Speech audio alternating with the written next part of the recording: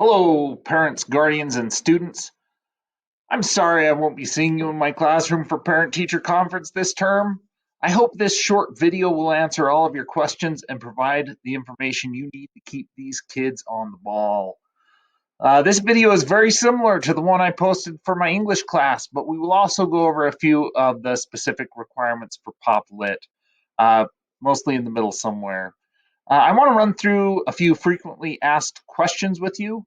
One, what do I do if I have to miss class?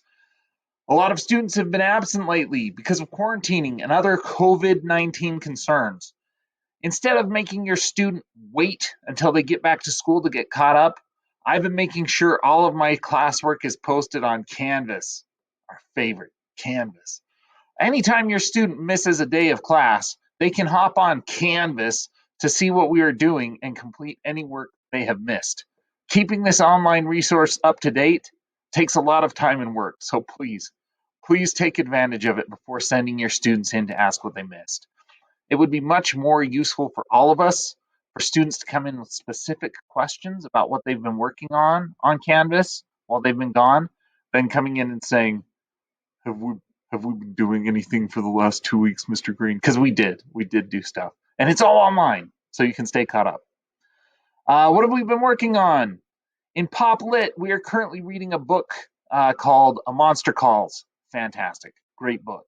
We're completing most of the reading in class, but your student will probably come home with 10 to 20 page reading assignments every so often, just spill over from what we don't get done in class.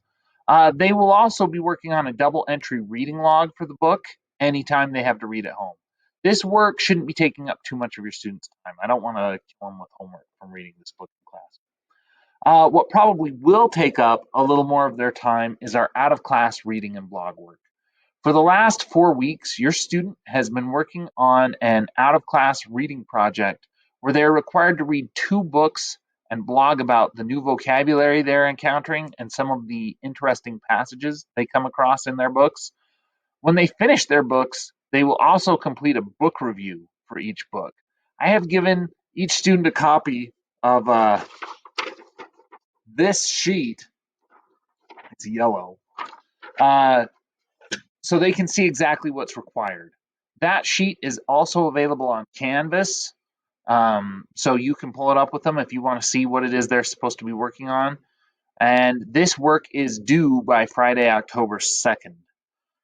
If your student has not been hard at work on this project, they should get to work on it right away. I do give them between 15 and 20 minutes to work on this reading and blogging every day in class, but it should definitely take a little bit of time outside of class as well, right? As a reading class, I want to see that they're getting involved in some reading more than we can do just inside the classroom.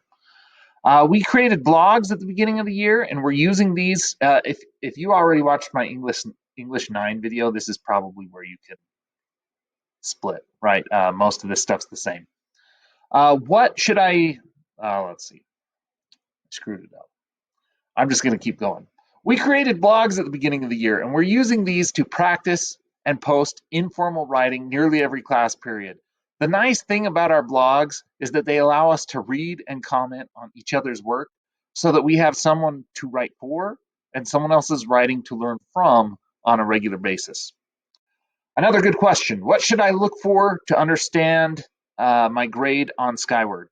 If you log into Skyward and click on your student's grade for my class, you'll see that all of their scores are color coded.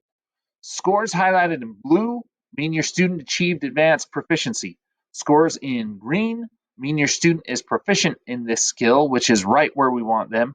If the score is highlighted in yellow, that's not that great. Your student still has some work to do.